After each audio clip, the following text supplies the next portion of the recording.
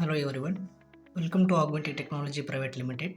Today I am excited to introduce our one of the product that is 16DIM. It's an 16 channel digital input which is communicating with the RS485, that is Modbus.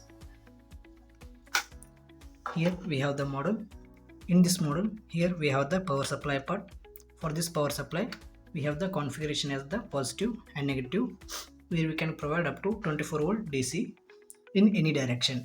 Here we used the bridge rectifier which support the reverse right direction also for the board. Here we have the RS485 for the communication purpose. So here we have the configuration as the B for the negative, A for the positive, where we can connect with the RS485 cable with the PC to get the data.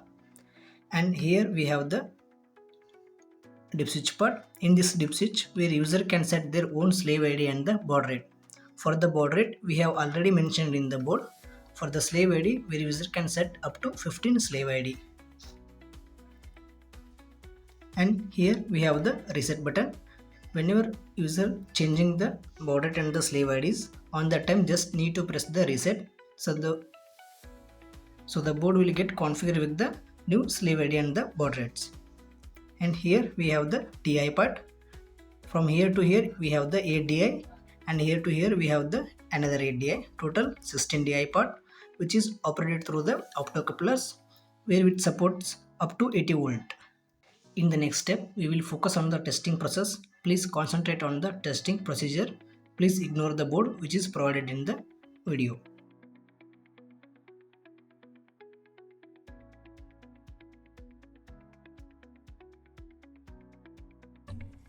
In this video, we will only know about how to connect the power supply and how to connect the RS485 with the Modbus cable.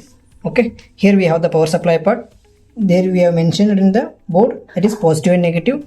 Connect the power supply with the positive and the negative and provide the power supply. See here the LED turn on, that means power supply has provided properly. Then get to know how to connect the RS485 cable. Here we have provided the configuration as the B, that is for negative. Here I have connected the negative. A for the positive, I have connected the positive wire. So then connect this wire with the PC. Okay, this is the RS485 cable. So I am connecting this with the PC. Now we will connect the RS485 cable with the PC. So I have connected with the PC. Now open the device manager.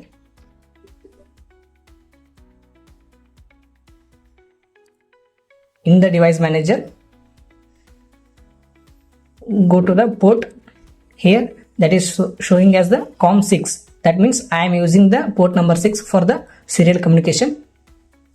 So then go to the Modbus pole, click on connection, connect the board and select the port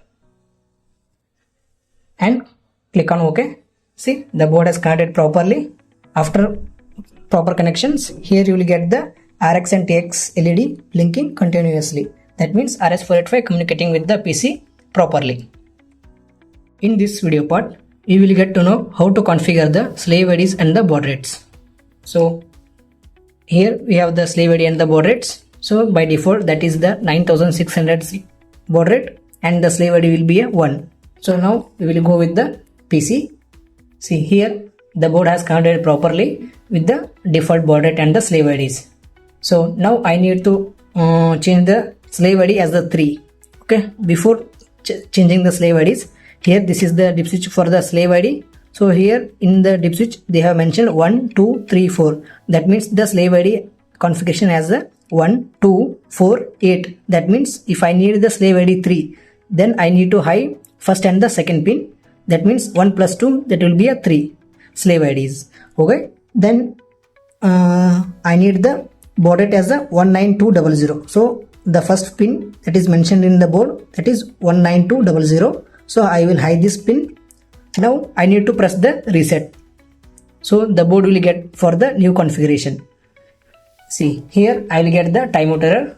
Whenever you will get the timeout error, disconnect the board and connect the board with the new configuration.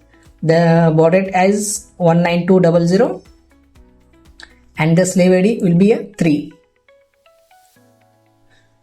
Okay, see, after connecting this, here the TX has continuous increasing. That means the board has connected with the new slave ID and the baud rate. So now I need to set the slave ID as the 5 and the baud rate will be a 38400. So now I will hide the first pin slave ID and the third pin slave ID. That means 4 plus 1, that will be a 5. Now I will need to set the baud rate, that is 38400. That is the second pin. So I will hide this pin and now I will press the reset. See, here I will get the timeout error. Do the same thing, disconnect the board and connect the board with the new configuration. The baud rate will be a 38400.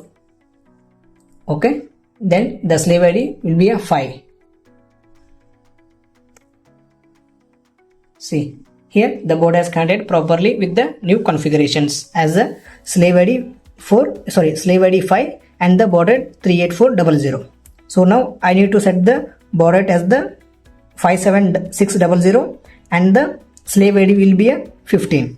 So if I need the slave ID as the 15, then I need to hide the all slave ID pins.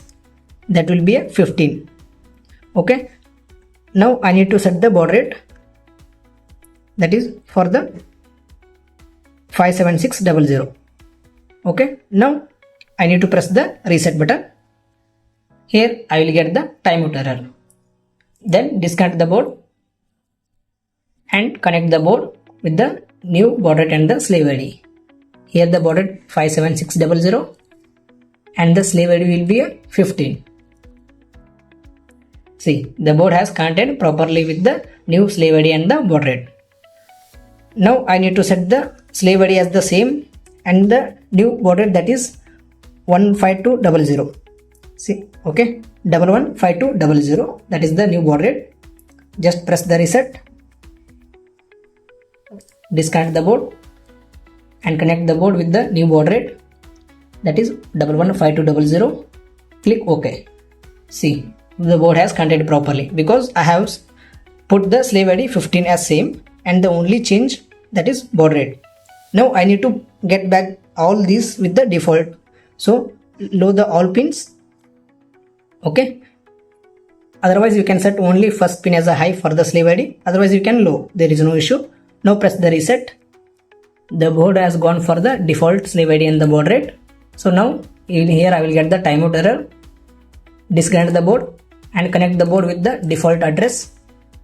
Baud rate is a 9600 and the slave ID will be a 1. See, the board is communicating with the properly for the default addresses. Here the board has connected properly. So for this, here we are using the 16DI. So go to the setup and change this function ID to, for DIDO we are using the function code, that is 2. Okay, for this we need a one male to male jumper. With the male to male jumper, so we need to take the reference, that is a 12 voltage which is provided in the board. So here we have the 12 voltage. So take the reference, this is the DI1. So whenever we short with the reference, we will get the LED on. So in Modbus also we will get the data as a 1.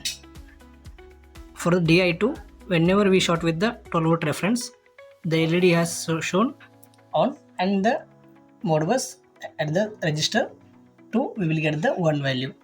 So do with the same for DI3 and DI4, DI5, DI6, DI7, DI8, and here we have the another 8 DI. So DI9, 10, 11, 12, 13, 14, 15, 16. So whenever we short with the 12 volts reference, so we will get the value as the 1 in the Modbus port. This indicates the board is working properly.